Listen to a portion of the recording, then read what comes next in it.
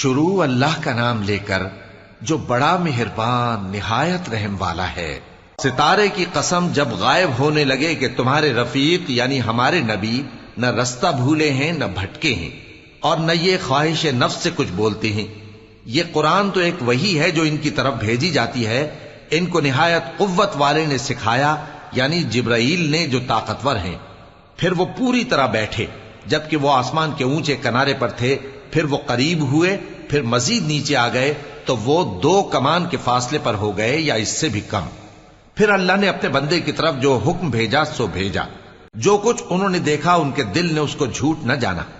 کیا جو کچھ وہ دیکھتے ہیں تم اس میں ان سے جھگڑتے ہو؟ اور انہوں نے اس کو یعنی جبرائیل کو ایک اور بار بھی اترتے دیکھا ہے سدرۃ المنتہا کے پاس۔ اسی کے پاس ہمیشہ رہنے کی بہشت ہے، جبکہ اس بیری پر چھا رہا تھا جو چھا رہا تھا۔ ان کی آنکھ نہ تو اور طرف مائل ہوئی اور نہ حد سے آگے بڑھی۔ انہوں نے اپنے پروردگار کی قدرت کی بہت ہی بڑی بڑی نشانیاں دیکھی۔ بھلا تم لوگوں نے لات اور عزا کو دیکھا اور تیسری مورتی یعنی منات کو؟ مشرکو، کیا تمہارے لیے تو بیٹے ہوں اور اللہ کے لیے بیٹیاں؟ یہ تو بہت ہی بے انصافی کی تقسیم ہوئی۔ وہ تو صرف نام ہی نام ہے جو تم نے اور تمہارے باپ دادا نے رکھ لیے ہیں، اللہ نے تو ان کی کوئی سند نازل نہیں کی۔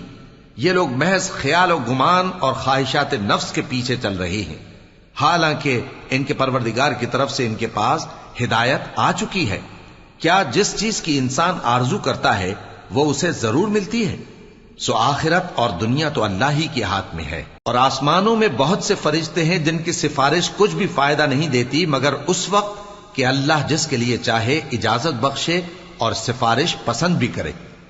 جو لوگ آخرت پر ایمان نہیں لاتے وہ فرشتوں کو لڑکیوں کے نام سے موسوم کرتے ہیں، حالانکہ ان کو اس کی کچھ خبر نہیں۔ وہ صرف خیال و گمان پر چلتے ہیں، جبکہ خیال و گمان حق کے مقابلے میں کچھ کام نہیں آتا۔ تو جو ہماری یاد سے روگردانی کرے اور صرف دنیا ہی کی زندگی کا خواہاں ہو، اس سے تم بھی منہ پھیر لو۔ ان کے علم کی یہی انتہا ہے۔ تمہارا پروردگار اس کو بھی خوب جانتا ہے جو اس کے رستے سے بھٹک گیا، اور اس سے بھی خوب واقف ہے جو رستے پر چلا۔ اور جو کچھ آسمانوں میں ہے اور جو کچھ زمین میں ہے سب اللہ ہی کا ہے، اور اس نے خلقت کو اس لیے پیدا کیا ہے کہ جن لوگوں نے برے کام کیے ان کو ان کے اعمال کا بدلہ دے، اور جنہوں نے نیکیاں کی ان کو نیک بدلہ دے۔ جو صغیرہ گناہوں کے سوا بڑے بڑے گناہوں اور بے حیائی کی باتوں سے اجتناب کرتے ہیں، بے شک تمہارا پروردگار بڑی بخشش والا ہے۔ وہ تم کو خوب جانتا ہے۔ جب اس نے تم کو مٹی سے پیدا کیا اور جب تم اپنی ماؤں کے پیٹ میں بچے تھے تو اپنے آپ کو پاک صاف نہ جتاؤ۔ جو پرہیزگار ہے وہ اس سے خوب واقف ہے۔ بھلا تم نے اس شخص کو دیکھا جس نے منہ پھیر لیا اور تھوڑا سا دیا پھر ہاتھ روک لیا؟ کیا اس کے پاس غیب کا علم ہے کہ وہ اسے دیکھ رہا ہے؟ کیا جو باتیں موسیٰ کے صحیفوں میں ہیں ان کی اس کو خبر نہیں پہنچی؟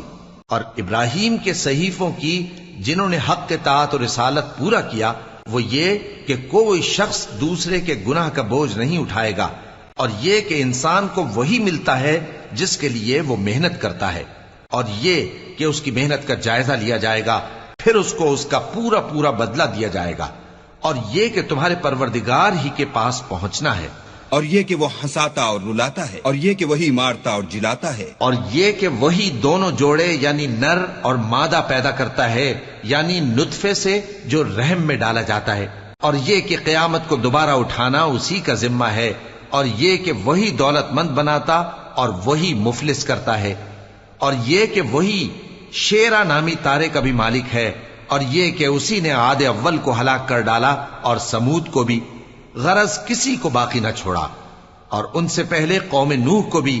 کچھ شک نہیں کہ وہ لوگ بڑے ہی ظالم اور بڑے ہی سرکش تھے، اور اسی نے الٹی ہوئی بستیوں کو دے پٹکا، پھر ان پر جو چیز چھا گئی سو چھا گئی۔ تو اے انسان، تو اپنے پروردگار کی کون کون سی نعمت پر جھگڑے گا؟ یہ پیغمبر بھی پہلے کے خبردار کرنے والوں میں سے ایک خبردار کرنے والے ہیں۔ آنے والی یعنی قیامت قریب آ پہنچی، اس دن کی تکلیفوں کو اللہ کے سوا کوئی دور نہیں کر سکے گا۔ اے کافرو، کیا تم اس کلام پر تعجب کرتے ہو اور ہنستے ہو اور روتے نہیں؟ اور تم غفلت میں پڑے ہو تو اللہ کے آگے سجدہ کرو اور اسی کی عبادت کرو۔